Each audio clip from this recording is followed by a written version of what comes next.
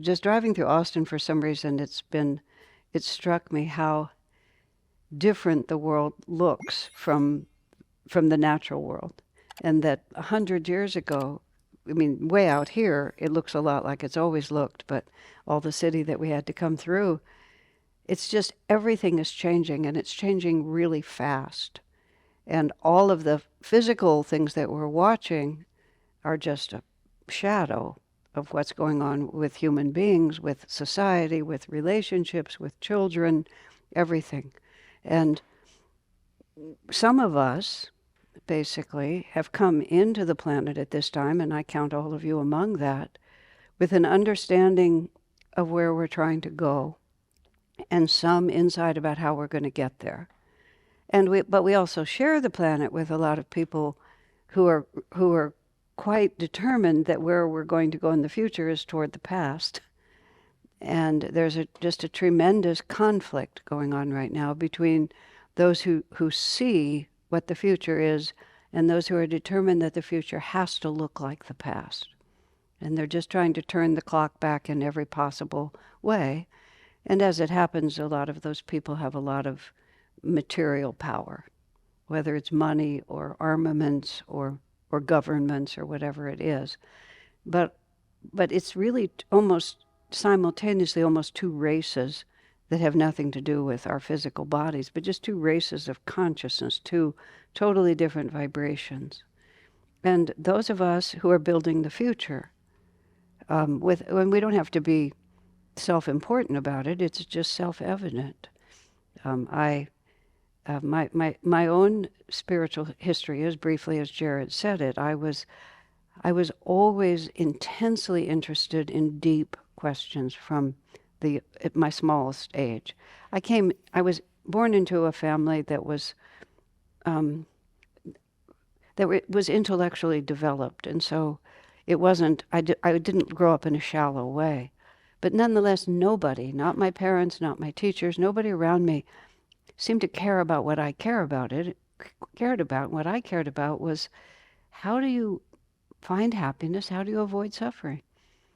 And the solutions they gave me, go to college, get a good degree, get a good job, get money, I could tell that was not really the answer. And I made it all the way through first year of school. I managed to get into Stanford University. It wasn't impossible then. You didn't have to be, royal princess or, a Rockefeller to get in. Mostly I talked my way in. That was before the internet. You could actually meet people face to face and give me a chance, and I can pretty much do that. So I talked my way in. But as soon as I got there, I realized they were very intelligent.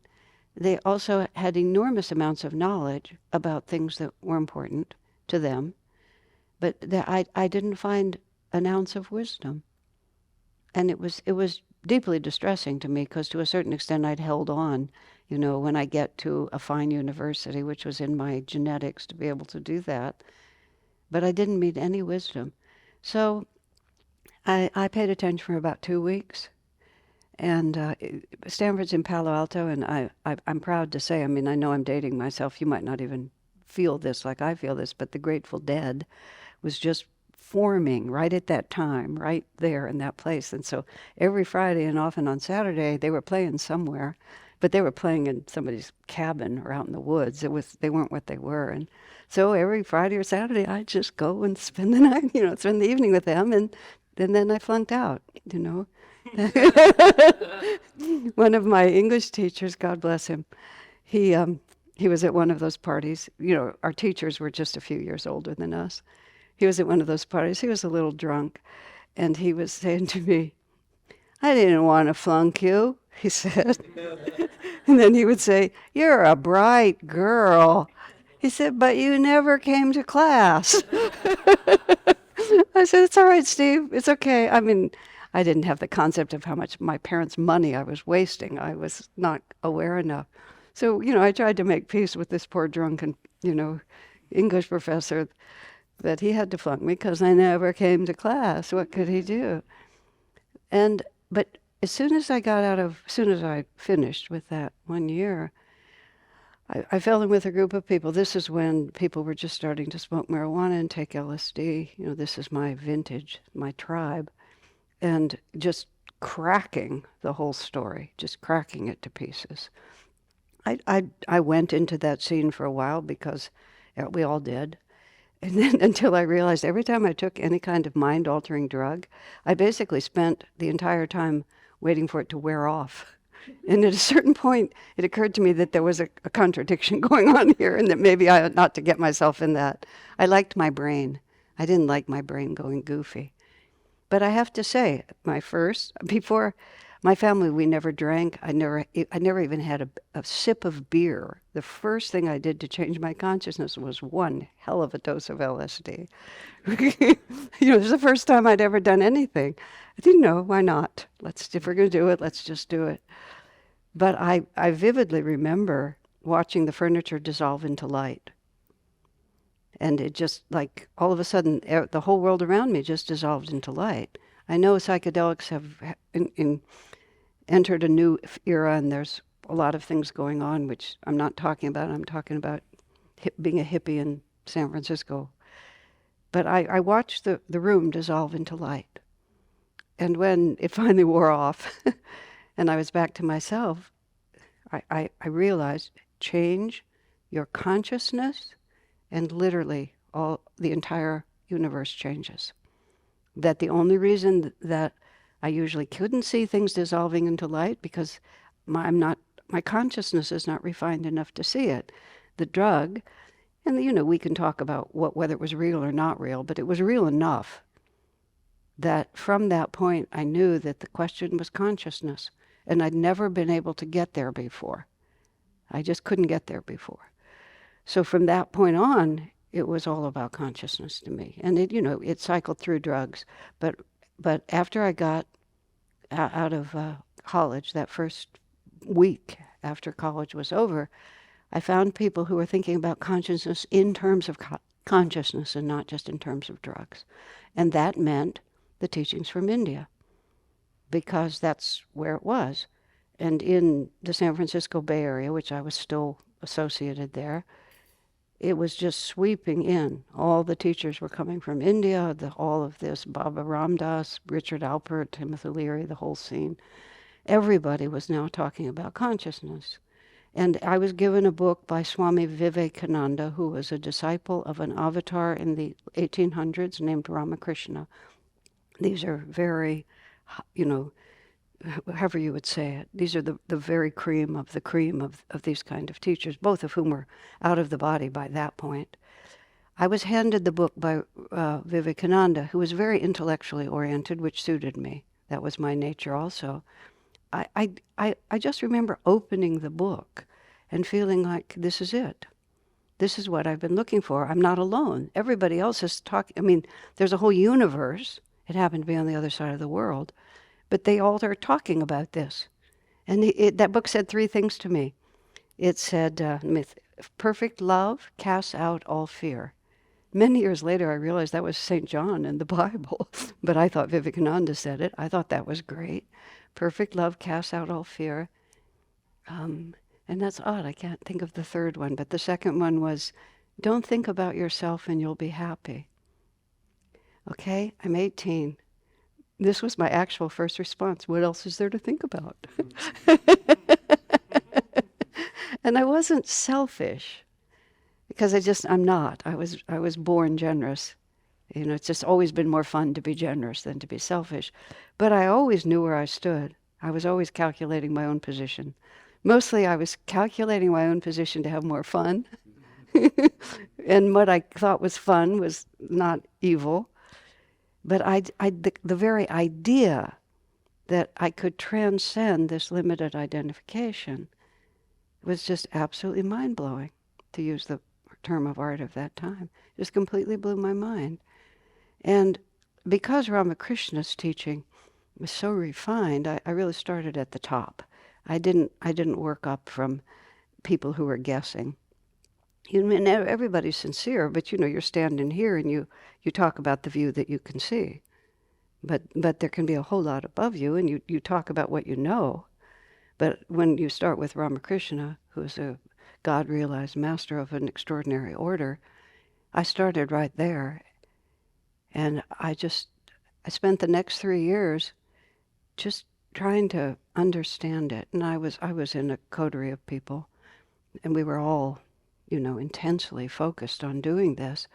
And I got to the point where I knew that this was the point. I wasn't going to do it with drugs, but I wanted the furniture to disappear into light. And I wanted to figure out what it meant to not think about myself. And I really wanted to overcome fear. I'm high-strung. This is a delicate phrase I use. But fear was a big story for me. But after 3 years of doing all this, I'd studied, I'd read about a lot of saints and masters and all these different things, but my life looked exactly the same. I got up in the morning, I went to work, I came home, I had some friends, I hung out with my friends, they were nice people, we did stuff. I went to bed, I got up the next morning, I went to work, I came home, I hung out with my friends. I really actually considered just losing my mind. I stood in this apartment that I was living in then in San Francisco and looked out at this little backyard thing. I thought, if I have to do this for one more day, I am just going to flip out. Really. And I now really understand past lives. I understand reincarnation as part of the story because nothing else makes sense. We can talk about it, but everything else just breaks down. You can't make it work from birth to death because nothing gets resolved and the evil people win and it's just terrible. If you have more incarnations, you have a better chance. So I stood there and I thought about flipping out. That was the era I lived in. I knew what that looked like. I imagined that I would get really nuts and then my people would come and find me and they would realize that I had gone off the deep end and they would gather me up and they would take me to the psychiatric hospital and I would be in the hospital and then they would counsel me and then they would give me drugs and then I would recover and at whatever the cycle was, at some point they would carry me back and I would be standing looking out the window and nothing would have changed. And later, Swami Kriyananda, my teacher, said to me, that kind of mental holiday is actually, I can't quite remember whether he said everyone goes through that in the course of their incarnations toward enlightenment, or he said it was common. I don't know which it was, but I know it was common for me. He said, because you begin to see what the real project is, that it's all about consciousness. It doesn't matter how much stuff you acquire and how solidly you get it all in line, that if you're depending on the ever-changing world to make you feel secure, you will always be nervous. And then when you finally realize that it's all about consciousness and there's no escape, I've mentioned this, I've been here for several days, some of you have heard me, but it amazes me that every single morning I wake up and it's still me.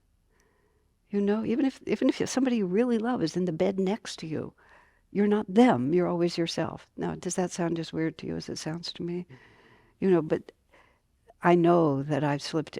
But what he said is, when you begin to realize that I really have to change myself and there is no other alternative, you look for an alternative.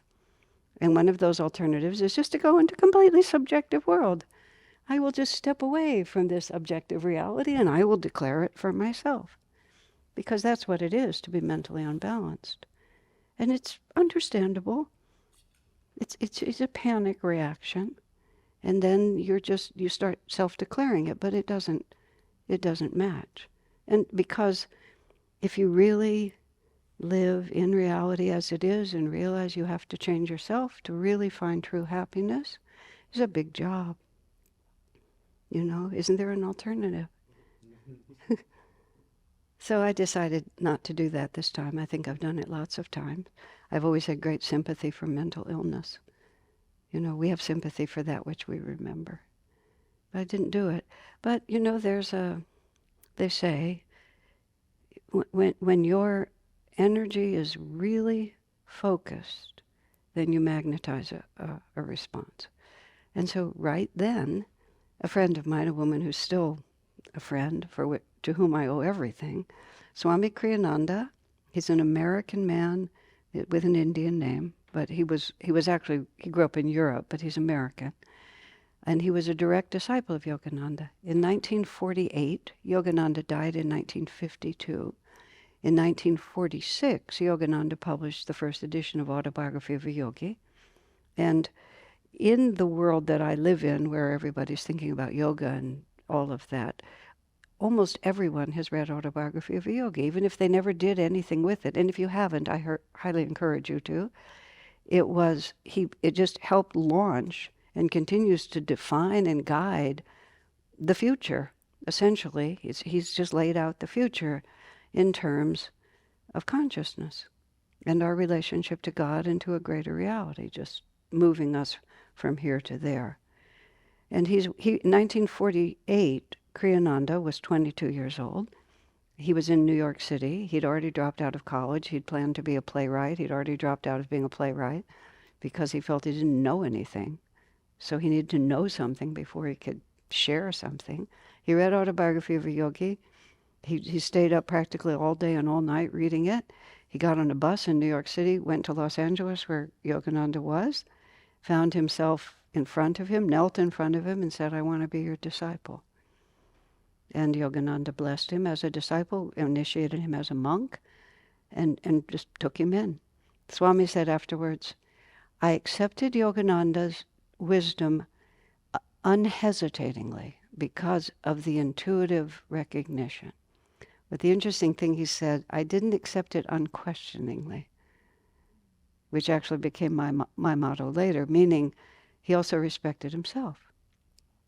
He recognized authority when he saw it, and he knew it would be foolish to reject it, but he couldn't just mindlessly say, because you say it's true, I say it's true.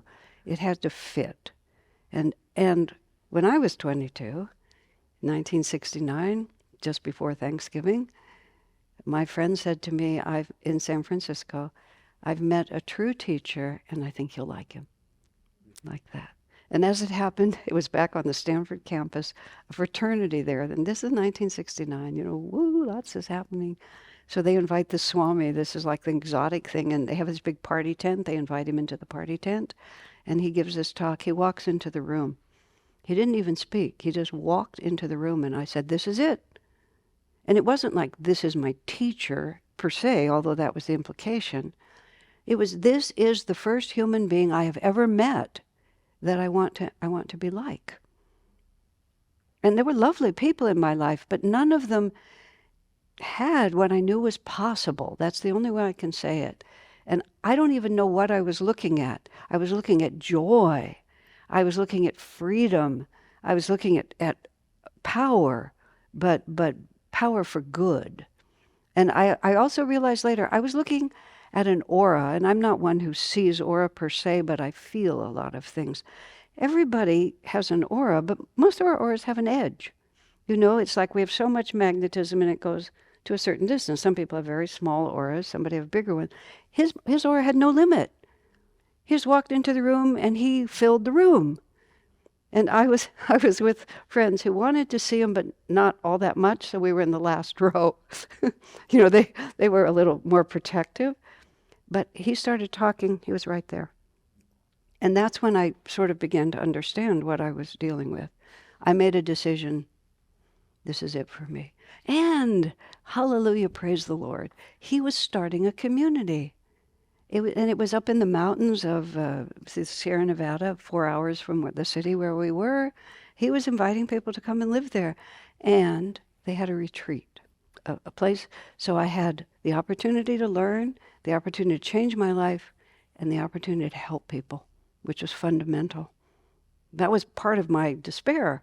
I really want to help people, but I'm an idiot. What do I have to share? I'm full of fears. I'm full of all this. What do I have to share? But the desire was so strong. You're all nodding your heads. You all know this. We're all the same person here. So I did. It took me a year. I had to sort out, you have karma. You're a little entangled. But I got there, and I was 23 by then. I've never looked back. No, there's not been one split second in my life. And, I didn't know how it was going to work out. I'd already dropped out of college. I'd already sort of tried and dropped a whole bunch of things. I didn't know if this was just going to be another period of my life that would be behind me. But what happened was, the more I learned, the more I realized what there was to learn.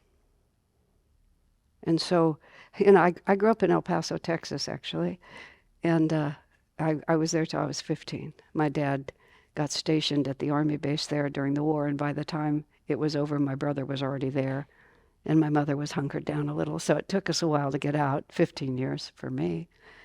Pardon me, this is your home. But anyway, but what I was going to say there was, you know what the land is like around here. And El Paso's right in the middle of that sandy desert. And every time we'd go anywhere, I remember as kids, you have that shimmering mirage that looks like the road is wet. And my dad was very humorous and lots of fun. And we'd try to get him to speed up so that we could catch it, and he would pretend to try. And it was a nice family in that way. But in fact, as I got to get involved in really learning from Swami, it was like that mirage. It's like every time I feel like I was moving toward what it was that I wanted, I realized that what I imagined I wanted was way too small. And this whole other reality would move in front. So I'd rush up to that. And what do you know? It just kept receding to this day. But of course, you get bigger and bigger and freer when you begin to shift your consciousness. And that's the fundamental story of why I'm standing here right now. I have the gift of gab, which is a nice way to put it. Some of my friends put it differently, but that's the way I like to say it. I'm not certain, but I believe I came out of the womb talking to my mother about the experience. My, that was interesting. That was really quite something. What are we going to do now, Mom? Where's Daddy? Where's Daddy? Just because I've always wanted to take, in fact, it's kind of a joke with my friends. I don't really know more than many of the people who've shared this, but I have the capacity to put every single thing I know into words, which gives the impression, that, but it's not so. But because I am like that, and because Swamiji was a genius at using who we are, I've always been in this role of communicating. And so it's been intensely gratifying to be able to just talk. And I've often been in the role where I'm meeting people who don't know what I'm talking about, which has also been lots of fun for me, which brought me here right now. So I'm going to stop for a minute because I was only going to speak for a couple of minutes and then have Dambara sing a little for you. But sometimes this happens. In Swami Kriyananda passed from this world in 2013. And in the last, about 9 months before he passed, he said to me that he wanted me, let me just back up a little bit. We have a number of communities around the world, like 6 or 7, not a great number, but we've been working on it for a long time. I was part of the first community where I went after I met Swami. I was out in the country. I lived there for 16 years. And then Swami asked me to move to Palo Alto. I have this strange karma with that geography there, but anyway, there I am again. Because Silicon Valley is such a dynamic place and such a place of world influence. And Swami's idea was that there are many different lineages of spiritual teaching, but this is not a competition.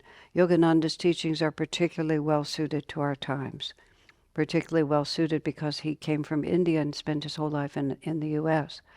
At the age of about 27, I think, he came from India, and that was 1920. And he went back to India for a year and a half, but the rest of his life was in the U.S., and his whole message was to bring the East to the West. There were 2 notable spiritual teachers of great rank who came to the U.S. before that. Vivekananda was one of them, and a less-known Swami named Ramatirtha. But Yogananda was the first time that whole teaching came to the West, and he spent many years on what he called spiritual campaigns. He crisscrossed the United States and spoke in most of the major cities of the U.S., and he would fill the largest halls. he was a phenomenon, partly because there weren't that many Indian teachers of any. He also he was a miracle worker. He didn't make a big point of it, but he did remarkable things. He would call, "Are there any doctors in the house?" And they would come up, and one would keep his pulse on this side, and the other would keep his pulse on the other side, and they wouldn't match. Or this one would stop altogether, and then this one would keep going. He did feats of strength, and he often did healings. Not healings like you see the fundamentalist Christians do, where there's a hands-on like that, but people in the audience would be healed. And people would come, and he had a very good publicist who really just made him a phenomenon, so that literally 5,000 people would come. 5 of them would come to his classes afterwards, but at least the energy was, and he talked about all different kinds of subjects. My favorite was, healing techniques of India, bring your sick friends. But he would talk about business, he would talk about relationships, he would talk about art, and then he would also talk about his main message, but mostly these things happen, and this is what I want to talk about. It's a force of energy, and it's a change of thought. And everything that eventually manifests in physical form starts first as thought, then it comes out as energy, and then eventually you have it. I mean, I know people in this room, you're entrepreneurs, you understand this. This is my temperament too. I mean, I can see what could be there. And if it's the right thing, and the stars align, so to speak, I know how to put out enough energy to make something happen. But all the time that you're doing it like that, it doesn't show. But all that energy is really the power that gradually condenses itself down in material form. So when Yogananda was going back and forth across the country and putting out this tremendous energy, he was planting the thought form, putting the energy behind it that gradually has begun to manifest as a global spiritual revolution. Of course, he's not the only one. He's acting on behalf of many enlightened beings on many dimensions that are more real than the dimension we're living on, because this is not just a random unplanned series of events. This is an integrated flow of energy. And one of the things that's happening on our planet now is that there's an enlightening energy happening. This is a phenomenon that ancient India has always described, which is actually a fact of our solar system moving closer and farther away from the center of the galaxy. This is an objective reality. Yogananda talks about it in Autobiography of a Yogi. Sri Yukteswar talks about it in Holy Science. It's a whole subject. There's a book this is called The Yugas. There's a book called Yugas, Y-U-G-A-S, written by the husband of the woman who introduced me to Swami Kriyananda. So the family's pretty tight here, but it's a good book. Yeah, it's a good book anyway. But there's something really happening. As I was saying earlier, 100 years ago, none of this was here. None of this. 3/4 of what's in this room wasn't even invented, at that time. So Yogananda came to really change things. And a lot of us came for that same reason. If we put reincarnation into this, we put conscious choice, pre-birth choice, that we were in the astral world with vibrational energy, and we all have karma. Karma means there's something I don't yet understand about the nature of reality, about what brings happiness and what brings suffering. If you actually think about your life in terms of growth, you can start just with the baby. What we consider to be progress is ever increasing awareness. And it's ever increasing awareness of that which is already there. It's just that we didn't know it until we become aware of it. A little baby, sometimes you have to swaddle them because they can't control their own limbs. And every time their own hand flashes in front of their face, it frightens them. Not because there's anything frightening about the hand, but they are not aware that it's their hand, and they have no concept of how to control it. And if you think about anything that you consider to have been progress in your life, it will always be because there was something you weren't aware of that you became aware of. And it's not something you acquired. It's just, well, if I behave selfish and angry, it turns out that people don't like me. You know, what do you know? And I find that out. And that's how you raise children, of course. You know, how did that work for you when you picked up your toy truck and bashed your little friend in the head? Now he doesn't want to come and play with you. Well, I wasn't aware that bashing him in the head with my toy truck was really not going to please him, and now he doesn't want to be my friend. But now that I'm aware of it. But every time we become aware of something that we didn't know was there, I always ask the question, how much more is there? You know, what is the arbitrary stopping point of the ever increase of awareness? Which brings us to what the masters say. Yogananda just talks about astonishing things. He talks about, you know, visions of Krishna. He talks about after his own guru died, his own guru came back from the astral world and told him all about the astral world. And he has this incredible chapter about what it is in this other part of the world and other dimension of reality. And he refers in that to, among other things, dwarves and elves and fairies and mermaids. And I read that book many times in my life. I don't think the word mermaid was in there the first 25 years of my reading that book. Because all of a sudden one day I said, mermaids?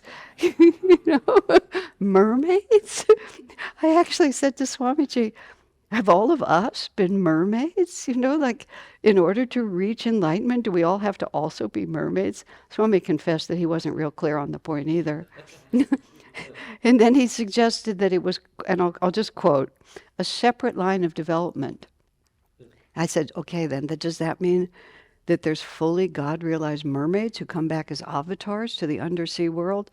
At which point we agreed that it was better not to keep talking about it. Like, where do you... But it could be there, we're just not aware of it. Okay, but what's happening right now, and I was starting to say before Swami passed, I was really beginning to recognize the potential of the internet. And I have no technical capacity, and I was fortunate to have friends who did. So I was beginning to make a lot of recordings and begin to reach out in that method. So Swami said to me that he wanted, because when he sent me to Palo Alto and we started developing that community for 30-some years, I was just right in the forefront of that. It was the first community outside of the original one that really developed. So actually simultaneously in Sacramento and in Palo Alto at the same time. But I was really responsible. And so at that point he said, I want you to be global. I don't want you to be responsible for any one place.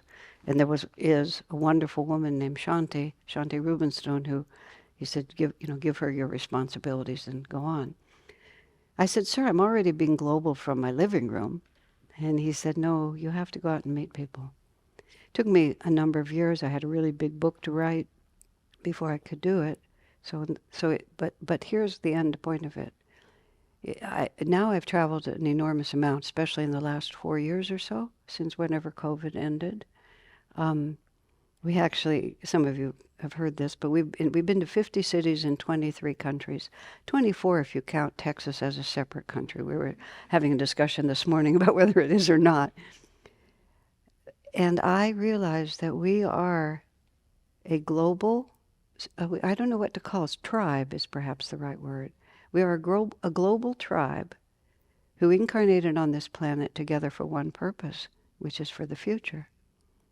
And what we're doing here is we are understanding, really in the most simple way, how we should live in harmony with nature, healthy, uplifted in our consciousness, refined, natural, free, but not crazy in terms of I want, I must have me all the time. And recognizing compassion and kindness and concern for each other. And it's a very, very integrated tribe. And in the meantime, the other guys who think that material power and what I can get from myself is really the right way to live, they're also having their turn to find out. You know, every incarnation is Divine Mother. That's how I think of God, because Mother is a very, it communicates a lot. You know, it's not, there's no real Divine Mother. I mean, Divine Mother in the heavenly kitchen with her apron on cooking us divine breakfast. That's not at all what I'm talking about. And Divine Father goes off to the office or whatever. It's not that. It's just, it's putting comprehensible words on something that is beyond the mind to understand.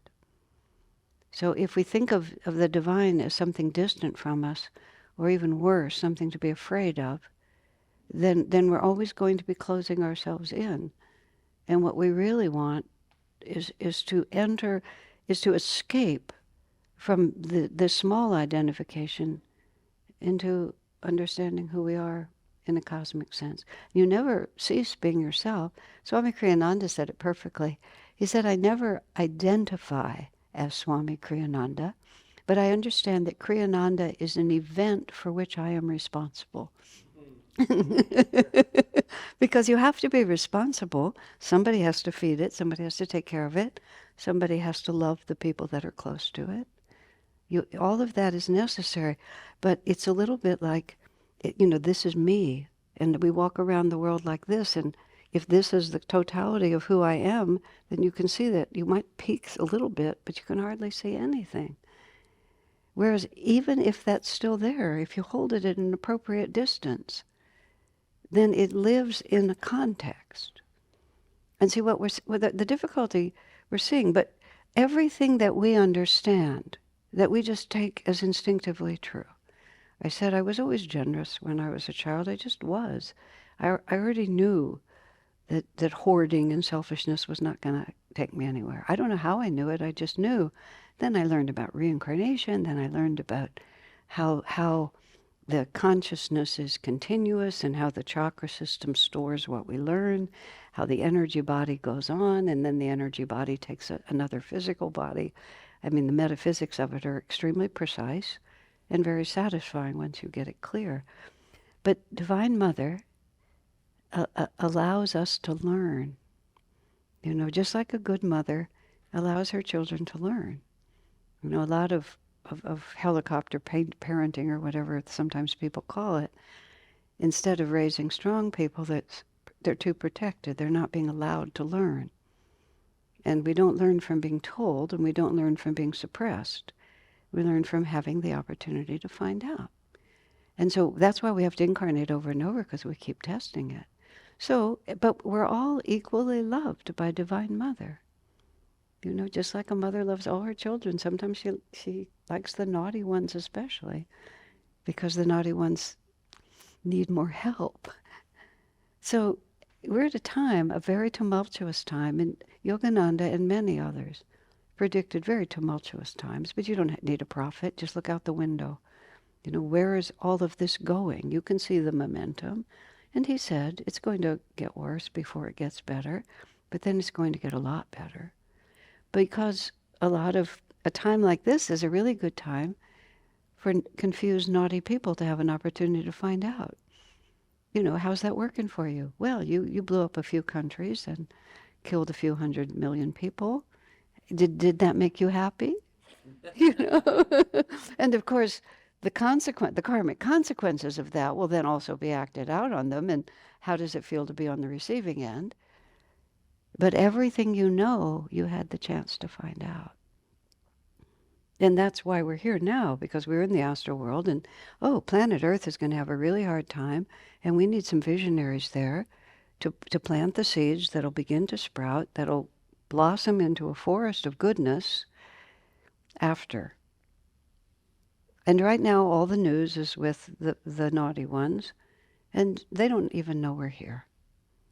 They really don't even know we're here. And I love to think about it. Swami actually spoke of it in very explicit terms.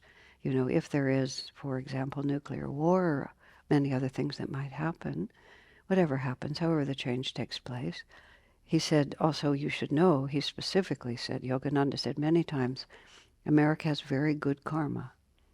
We have a little bit of naughtiness, primarily about what we did to the American Indians. A lot of what we did to slavery was expiated by the sacrifice of the Civil War, when so many people, put themselves on the line and so many died. But the American Indian, that still hangs over us. So he said, we're going to suffer a little bit. Mostly we'll lose money, because money was why we did that. He said, in fact, America will have half as much wealth and be twice as happy. But when it's all settled, when the naughty people have done their little bit, we'll just rise from the ashes, literally. And those who aren't us will be totally surprised to see us. My impression is, too, from being all over the world, it'll take us maybe 4 minutes to get organized, maybe at the outside 5. Because how else would you live except kindly, in harmony, with concern for others? And who needs all that territory? Who needs to strut around with all that armament? So all that you're doing, that I understand, those of you I'm just meeting for tonight, our thought power and our spiritual power and our idealistic commitment has much more force than we know, because we are the future. But how we got here is because a long time ago, people put a lot of energy to getting us here, and we're getting ourselves somewhere else. There was a period of time when Time Warner Books, which was a big company at that time, I don't know where they are now, they saw Swami Kriyananda as a potential celebrity spokesperson for meditation. And so the president of that company was a kindred spirit, and he and Swami got along really well. And Swami said, basically, okay, I'll try. And he said, essentially, this is not going to work, but if you want to try it, we can try it. Swami said, I'm the kind of person who is not well known until he's dead. But what he really meant was, what I'm saying now is completely out of tune with the times. But what I'm laying the groundwork for is in tune with the future. And I say that because if these predictions prove true and difficulties come, all of us need to dare to be different. We need to go on alone. We need to really believe, not just in what we're doing, but in the power of what we're doing. And this is where we have to define ourselves as a little bigger than just me. Like, where does this come from? What inspires me? Where do my thoughts come? Who am I serving? Is there a guiding power? Are there true masters? And am I working for them, or am I just doing what I want because I happen to like it? I mean, it's nice. I happen to like what I'm doing. But I like what I'm doing because I feel that I'm working for something that is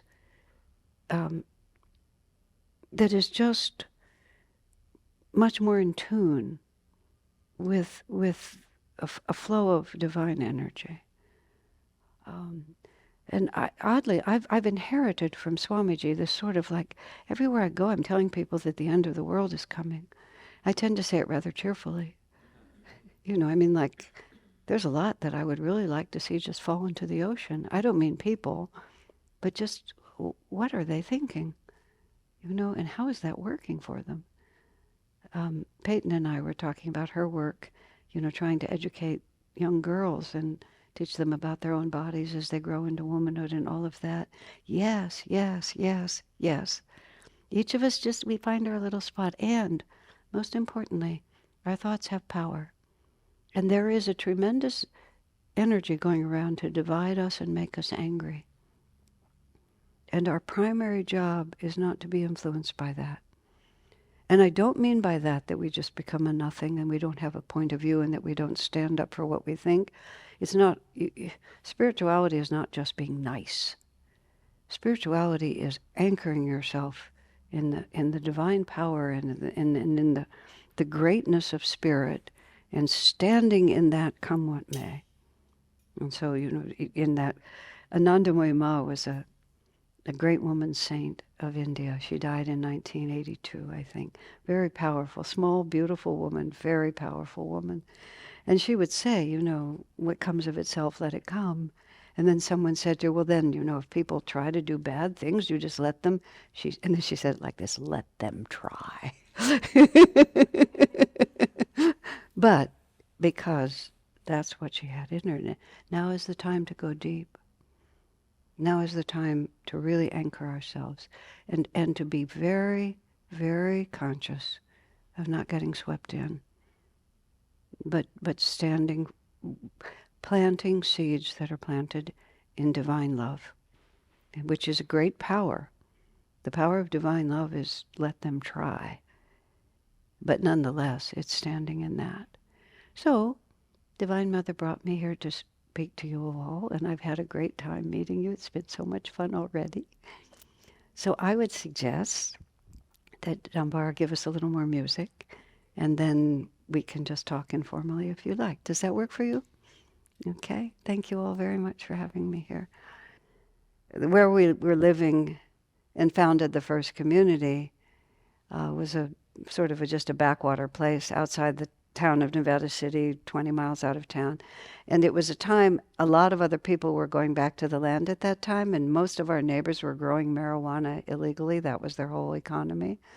And so they really were dropping out to be disappeared. And then our community came and we started announcing, here we are, we're in new revelation, everybody in the world come and visit us. So there was a little conflict there.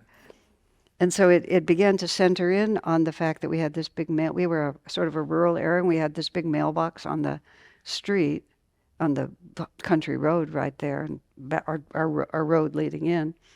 And the neighbors would destroy the mailbox, and then we would rebuild it and put it out there again. And this was, and both sides were having kind of a good time, They were, because it said Big Ananda, welcome, like this. And then one man, Bhima, actually, Bhima was a steel, what do you say? He was a metal worker. And he was a big man, 6.5 feet tall, and he just had enough of this. So he sank a pillar about 4 feet into ground, concrete pillar, comes up like this, and then he built this metal box, and then he welded it, this whole thing like this. And it stood for quite a long time, because no truck could knock it over because the concrete pillar would keep it. He knew all this like that. But then somebody finally figured out how to pry the metal thing off, and then they put it on the ground, and they drove their car over it a few times. And then they put the flat thing back on the concrete pillar. And when we had no telephones at that time, and I was Swami's secretary, and every day I would walk over the hill. I and a couple of other girls would walk over the hill and tell him what the news was. So I reported to him, how ingenious our neighbors had become, and driving the truck back and forth over it was the best part, and leaving it there, for us to find it, like that. So he laughed, it was funny. Ever after that, when the mailman would come, somebody would just go stand there and just take the mail from them. We had been defeated at that point. But Swami enjoyed it as much as anyone, because it was, it was creative entertainment. And he lived in a dome at that point, but which we just had partitions, and I was making lunch or something. He went back into his office, and he had a big voice. He was a singer, and he had this really big voice. And I'm up here working, and he, from over on this side, he says, Asha, like that. It echoes through the house. Asha, we're trying to transform all of society, and naturally it will take a little time. So that's my last word to you. So, okay, anything else that we want to talk about? Why blue? Why blue? Probably all of you are familiar with the concept of a Swami in India. They generally wear orange. If you go to India, you see them. They come to this country. Yogananda was a Swami. He'd been initiated into this order. This order was created many centuries ago by a great sage called Adi Shankaracharya, the first Shankaracharya, the first leader of that order. And he delineated all these different rules. He divided India into 4 parts. There was a leader in each part. He laid out rules. He set up the ceremonies. And they were set up for an age in which human life, the life on the planet was so physically difficult and so physically challenging that you really couldn't be both spiritually focused and live in the world. If you think about the position of women, but men's position was also difficult. All work was physical. It was just very hard. Women with no way to prevent pregnancies. We just, we had many children, and you just had no time for anything else. So at that age, that's when the Catholic monasteries were really formed, the Desert Fathers, all of that. Shankaracharya's order, and he laid out all these rules. You never handle money, you never own property, you never live anywhere for more than 3 days at a time. You cut off all relations with your family, and they were orange, because orange is the color of fire. And so you throw all your attachments, this is how people still think of spirituality, into the fire, you burn it up, and then you walk free. And it's a magnificent tradition. But over time, many people who were still taking those initiations, they had to own money, they had property. You can't just move around every 3 days. It ceased to match. But the order had just continued. Swami Kriyananda felt, through the inspiration of his guru, that the concept of God alone, of living only for the highest principles you can understand, is valid, but almost all those rules were honored in the breach. And he also felt that over time a kind of pride had entered into it. And the orange color, which is the color that, notice me, that's what the highway workers wear, because you see it. And also the focus on what you're renouncing, he just felt that's not what's going on right now. People want to be married, they want to have families, they want to bring high principles into their lives rather than renouncing them. And he just felt it was time for reformation. So he created in 2009 the Naya Swami order. Naya simply means new, which is the new Swami order. And he felt that what you're renouncing now is not the point, it's where you're going. And blue has always been seen as a highly spiritual color. There's a metaphysical reality to it. When you meditate deeply, you see a golden ring in a blue field. You actually often see a white star in the center of it. This is the actual meaning of the star that was over the manger when Jesus was born, that the wise men followed the star, because that meant that inwardly they could see the star, and he was the Christ. He was a fully realized master. So Swami decided that blue is the right color, because it describes where we're going, not where we've been. And then he took away all the rules that were not being followed and gave us instead rules about having the right consciousness about what we're doing, and less about the forms of it. And many things that are different, such as if a married couple wishes both to become swamis, they don't have to renounce their relationship, which is a very great support. People have been together for decades. It's not more pleasing to God to abandon one another. You just want to elevate what you're doing. So in 2009, he created this, and when it was just starting, he at that time, Ananda has a community right outside Assisi, Italy. We have a really fine place there. And Swami was invited to be part of some ecumenical event. He was very well known in the area, and he spoke fluent Italian, so he could go. So he showed up at one of these events, and all of a sudden he's dressed in blue, and prior to that he was always dressed in orange. And someone said, "Why have you changed?" One of the priests or whoever was there. He said, "Well, I've started a new renunciate order." They said, "How many members does it have?" He said, "1," which was the truth, which is just him. But then he initiated. So I'm a Swami. I don't play with the title. I prefer to just be called Asha. But I'm a Swami as validly as anyone you know. And I wear blue. And I will speak to the women in the room. At the time I took this initiation, which was now, 15 years ago or so, all of it was easy for me. I'd been living this life for so many years. My first 20 years on the spiritual path were very dynamic, and then I had the middle years when I was building that community.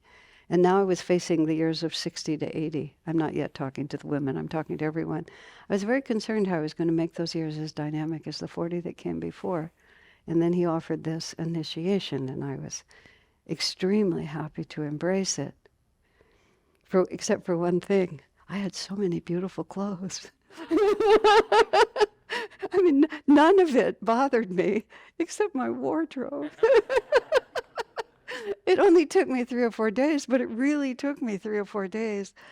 And I finally, I just took everything I had, jewelry, scarves, shoes, everything. I put it down in the guest room of the house where I live. I put the word out to the community. Door is open, come and get it. But for many years afterwards, I would see someone, I think, that's so pretty. Oh my God, that's mine. But now I don't think about it. Now it's very simple. So that long answer, because it is a long answer, that's why I always wear blue. Okay. The question was, how do you elevate consciousness? Let me when I said the purpose of our lives is to elevate our consciousness, let me put it like this, and I said a lot that lays the groundwork for this. There's so many levels of reality that we're not aware of. So to be enlightened is to become aware of all levels of reality, literally all levels. Everything that we do affirms our sense of what's real.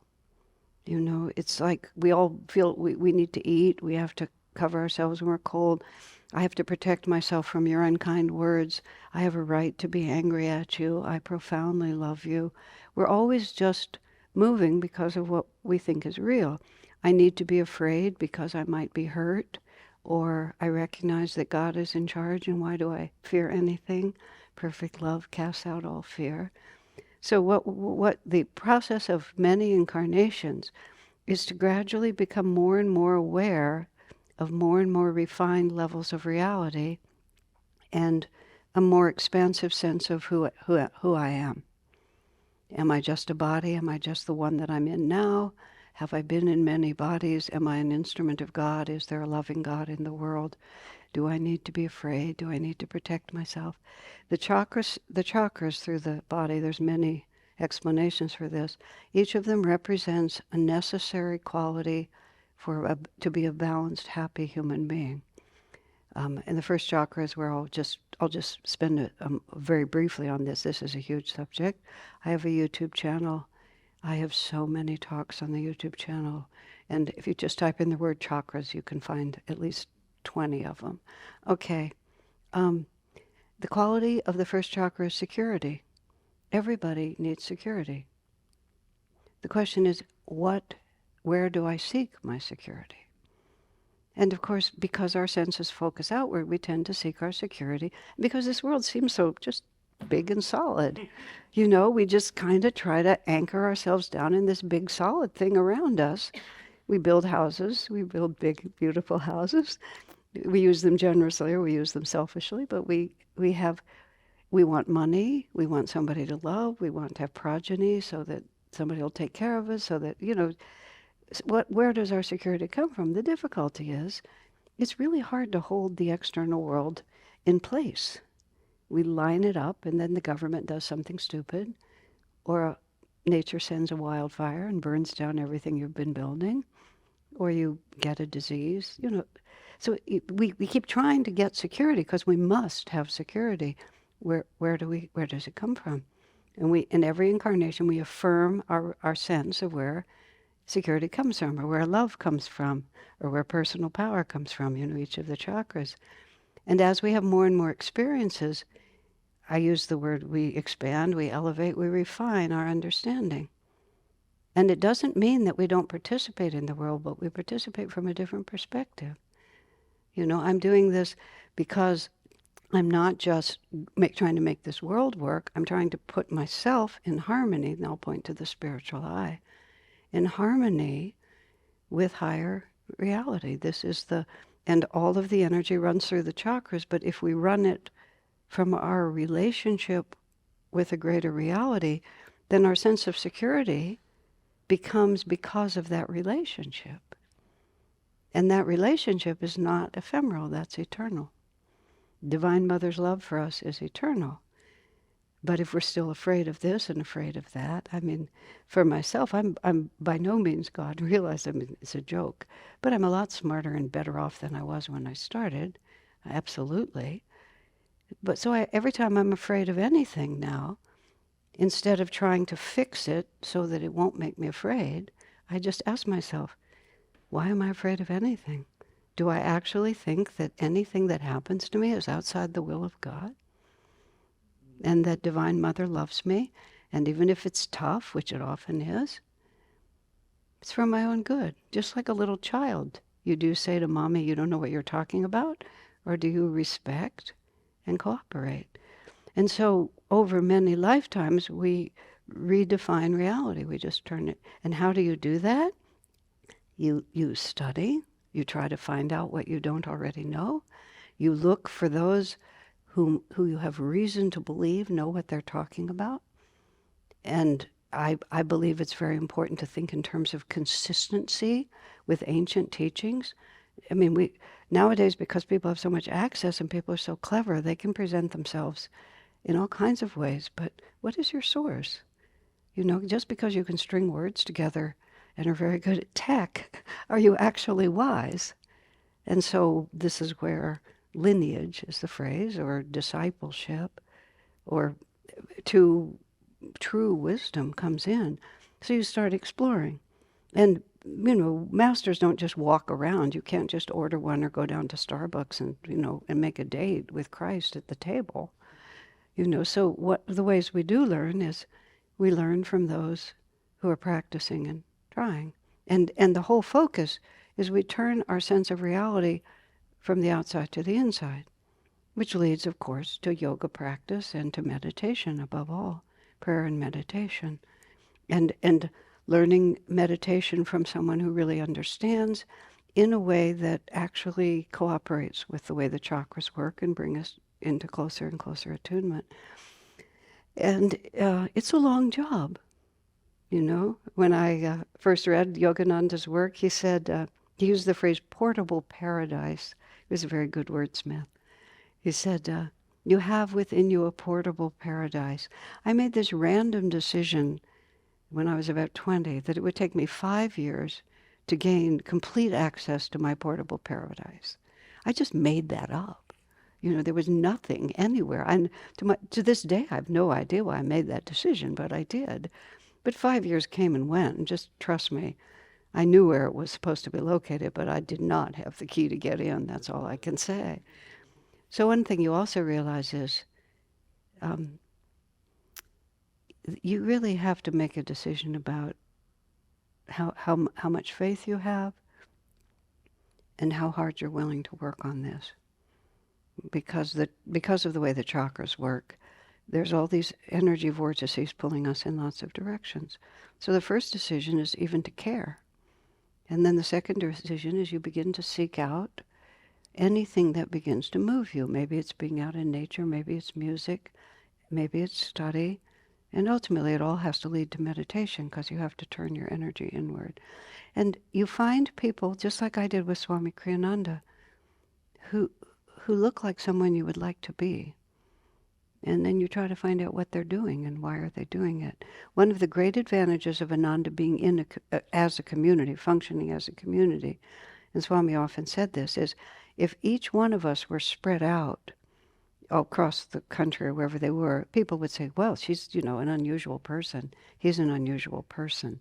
And you would think it was just their luck. When you have a whole community of people who all are manifesting a different kind of energy, then you have to think it's something that they're doing. Because it's hard for us to say, you know, was Swami Kriyananda a completely God-realized person, or did he have a little karma? Like, I don't know. You know, it's like I have to be able to see it from his point of view to know. But he sure knew a heck of a lot more than I did. You know, so I'm going to like work my way up to getting where he was. But he exemplified who I wanted to become. So often you find a path that works for you because you like the people who are following it. Not just like them, but you want to be like them because you're looking, you know, and I put myself in that category. Everything I'm telling you, I got from Swami and he got it from Yogananda. People will say things to me about me and I just say, you know, because what I've managed to do is have enough experience that I just know it's true. And now, you know, I want it to be easier, but darn it, it isn't. And I also know that, with the way I think about it, whatever difficulties I'm facing now, whatever karma I'm facing now, is because I wouldn't face it before. I had some previous incarnation in which I had an opportunity to be more enlightened, and I muffed it. So, it died unresolved, and now I'm looking at it. So if I just mess it up this time, I'm going to just be doing this again. And when you're doing it again in the future, it's not the future, it's now, because this was the future then. But that's what you asked me how to change, how to move that way. You just begin to realize, why not? And you also begin to realize, what choice do I have? And then everything begins to come to you. You're guided, you find things. And if you're not fully convinced, you just, everybody just goes like this until you get it. Then you look back and you realize, wow, I went an inch at a time, but I covered a mile. I mean, I look at myself, I'm just astonished. My friends can tell you, I'm a lot nicer than I used to be. Let's just put it that way. And certainly happier. Is that fair enough? Is that enough? I mean, I can advocate for the path I'm on, ananda.org. We have such a huge internet presence. Asha Nayaswamy, type my name in anywhere. We do everything we can to share it. We're by no means the only story, but obviously I think we're a good story. Yeah. And then you just find it. You'll find what you need. The question is about institutional religion versus individual spirituality. Where does a guru fit into that? How can you have a guru and still be following your own inner voice? I mean, I'm adding phrases, but I know what you're asking. Start with, the age of institutional religion is dying on the vine, because that's the past. The past is the age of matter, in which everything has a fixed form. This is my religion, that's your religion. Of course, mine is better, but I can be courteous to you about yours. And, it's just ecumenical means that we respectfully listen to you and know that you're wrong. But now we respectfully listen to you instead of bashing you over the head. But all the masters are the same. They have a revelation of that which is. In India, this whole teaching is called that which is. Sanatana Dharma, that's the definition of it. It's not religion. It's that which is. We are made a certain way, and physics is telling you what the Vedas said. I mean, this is the fun of this age, is that the physicists are becoming the metaphysicists, because it's that which is. They're noticing it. So the masters have the revelation, Rama, Krishna, Moses, Jesus, all of them, Yogananda. And then others who believe in them and respect them, but don't have the same revelation, just start bringing it down to something that they can understand. And usually at a certain point, then they begin to manipulate it for power and all of whatever they want to have. This is a story that we all know really well. And one of the ways that an institutional religion can get power is to tell you that you can't get to God without me. Which is, if you have to follow these rules, and guess what? You need one of our priests in order to be able to follow these rules. You can't, it's Hinduism and Catholicism are identical. They're just different. The priest, it's a profession there, and you can't do anything without paying the priest to do it for you. My Indian friend said to me, Hinduism is the only religion in the world you have to pay someone to practice for you, because it's this huge, maze of mandated prayers and all this stuff that people have to learn. In the Catholic Church, you have to have the priest intercede for you. And what Yogananda came to bring was exactly the opposite. He said, and this is his wonderful phrase, the only place that God can be realized is the human nervous system, which is just to my mind, every time I hear it, it's a kind of a bizarre statement, meaning that the kingdom of God is within. Gee, who said that? Oh yeah, it was Jesus. That's where you find it. Seek ye first the kingdom of God. Where is the kingdom of God? And then I love it. People say, lo here or lo there. He says, no, the kingdom of God is within. He talks about the Christ consciousness as being the avenue to the infinite. And you can find it in Judaism because the masters were all the same. Moses raised the serpent in the wilderness. The serpent is the Kundalini. It's all the same. But then you have religion. And it used to be that religions ran spirituality, but they don't anymore because it's a new age and we're understanding energy and we're understanding it's our truth. And that's specifically and exactly what Yogananda brought. And that's why in his book he talks about Kriya Yoga, which is Kriya just means action. It's just certain actions that you take that put you in touch with the chakras, that raise the energy in the chakras, that give you the experience, and then you know. Now, here's where the guru question comes in, which is the way they do it in lots of analogies to try to say this, but the vehicle of our own mind and our own thinking and our own feelings has a lot going for it, but it also tends to be very biased in favor of what it already thinks. And it also it gets a little bit afraid about just getting too far away from what I already know. And so everything that you want to learn, you find somebody who understands how to do it. If you're just playing handball, if you're learning to play football, if you want to play the cello, if you want to learn how to paint, you go find somebody who knows how to do it. And they give you techniques, but often they give you much more than techniques. They just energize you because they know how to do it. And so they have a magnetism. And so that's a really big deal in our age right now, mentorship. You go to someone and the mentoring is energetic as well as objective. So the same question, well, how subtle could that get? And so the effort, we can't lift ourselves up by our own bootstraps. You kind of pull on your own foot. You can't lift yourself because it's all too complicated. And so you can't transcend yourself by yourself because you're always within that. And what you need is a magnetic influence. And so the self-effort is to pull ourselves into enough inner strength that our vibration matches the divine vibration that's trying to reach us. Because the divine is always present. This is what's so much fun. We think that God comes and goes. Where do you think he goes? Where do you think he is when he's not here?